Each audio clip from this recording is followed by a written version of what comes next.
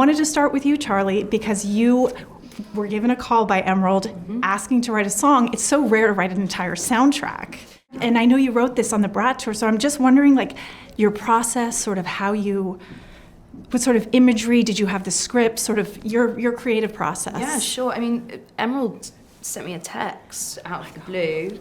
We don't text that much. We didn't text that much. No, we text more now. The first thing that I did was I accidentally called you. Yeah. And I was like, what's going on? And I was like, well, how did this happen? Why did I was trying to send a text and then I just like FaceTime Charli, you know, just like no, it was all a woman who sort of, didn't know me. All very British, very like, oh very gosh, awkward. sorry, you know, but it was very sweet. So I sort of received this text and, you know, Emerald told me that she was making, you know, her interpretation of Wuthering Heights and would I want to do a song? And then immediately sent me the screenplay, which I sort of devoured that same night. And kind of immediately I sort of had an agenda of like, I'm not just doing a song, I'm doing an album, and kind of put it to you. And we kind of went back and forth. And I to be honest, I really just felt so inspired by what Emerald had written. It really felt so alive to me on the page. And I had been living in this complete other world with my album Brat. And I was really craving to swing to something completely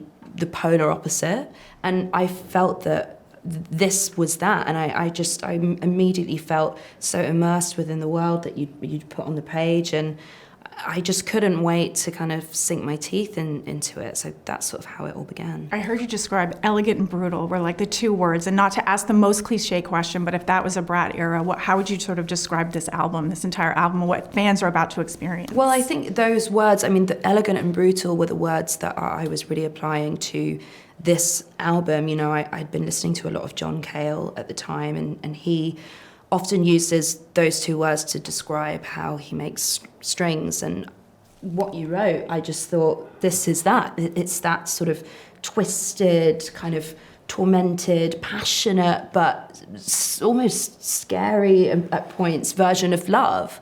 And yeah, that was sort of the kind of blueprint that I continued to follow whilst writing it. And I'm wondering for you, I mean, you create the most beautiful imagery, and receiving, like when you get a song like Chains of Love, what was your process like in the collaboration? When you receive the music, how do you decide what moments you're using it in the film? And because it's just brilliant, absolutely brilliant, just sort of the way it's married together. There's a sort of, and it sounds so silly, there's a witchiness that I feel. There's something about Emily Bronte, if she's the kind of like mother, I guess. There's this like connectedness that I feel to the material and to that sort of the elegance and that brutality that you're describing. And I've been just obsessed with Charli since I first heard her first music. I was just fascinated by her. She was so clearly a genius, so clearly singular, and her music has always just been so meaningful to me. And so much so that when I wrote Promising Young Woman, the first song of it is Boys. And it was in the script, and so I kind of, asked if I could use it, and luckily she said yes, and so we kind of met very briefly then, because I just think that there are some people who are just visionary, and you connect to their work very deeply, and I've always felt that with Charli's work. And so then, when it came to this, and we wanted to make a film that was timeless in the same way that the book is timeless, that is singular, that's strange. So it couldn't just be that we had a traditional score. It needed something very emotionally connected. Yeah. And I just felt very strongly that Charli would have a connection to it. So I sent her the script and I said, just like, what do you feel? Like, what do you feel about this? And so I was very lucky that she did connect to it. And then she just started sending me, honestly, just this like transcendently beautiful and emotionally connected music.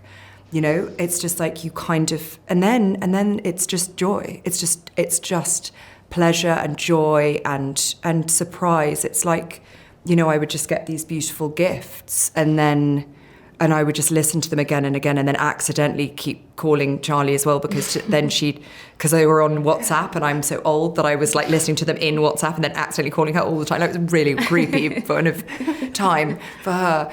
But, it's just when you find people that are that kind of are able to sort of respond to something in such a meaningful way. It's wonderful. And then it finds its place. I have this very strong feeling that I cut to silence for the first few cuts of a movie because I know how emotionally impactful music is and I don't want to cheat. And what always happens is, for example, with this movie, Charli would send something and it just fits perfectly. And you haven't cut to it, but you know because you're all operating on the same emotional frequency, and so it's magic. It's magic. I know that you had described Emerald's films before as delicious specifics, or that's what you love, and I love that phrase. So I'm wondering for each of you, and it might be hard for you to do it with your own film, but is there a delicious specific moment in the film where you felt like the music particularly married beautifully with the visuals, or was there one moment that was your favorite in the film? For me personally, I get chills with the opening. I really do, and that was something that we were sort of trying to figure out for a little while, and then when you landed on kind of house being a part of this kind of very epic, dark, also sort of moments funny, horny, kind of muddy opening, it just felt, I don't know, it was like the perfect marriage of two things. And when the kids are like running across the moors, it feels really expansive, and you can almost sort of touch it in a way. I don't know if it's very visceral to me, that opening. It's so and that was such a hard thing to get right for everyone, you know. It's because it sets out the stall for the movie, and it is perverse, you know. It's funny and it's dark. I love that you're using words like horny and perverse, because this is like well, you know, but it's so beautiful. It is part of why people connect to this book, and so House, like, the thing is, House is so good, and it's so good on so many levels, but it's also a bit of spoken word poetry. So a lot of the conversations that we had were like, because we haven't heard any of the actors speak yet, do people think that this is Heathcliff? You know, so it took us a while to like work out how to like.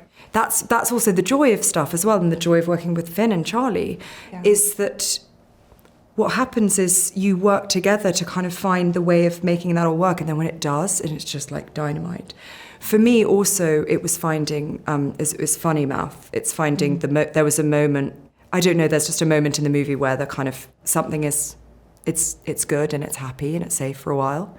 And it's interesting, one of the songs, I think Funny Mouth in a way is one of the darker, romantic, darker songs, and actually having that there as a sort of little fatal reminder just transformed the whole thing. When you both go to the movies, because you're both obviously cinephiles, where do you like to sit and what do you like to snack on? I'll sit anywhere, and popcorn, to be honest. Not right at the front, though, for me. Not I the don't want front to hurt row. my neck. But I'm fine with sides, and I'm all right sitting in the middle and the back. Yeah, I don't know. Where do you sit? I mean, I want to be bang in the middle, sweet popcorn, and a big Fanta.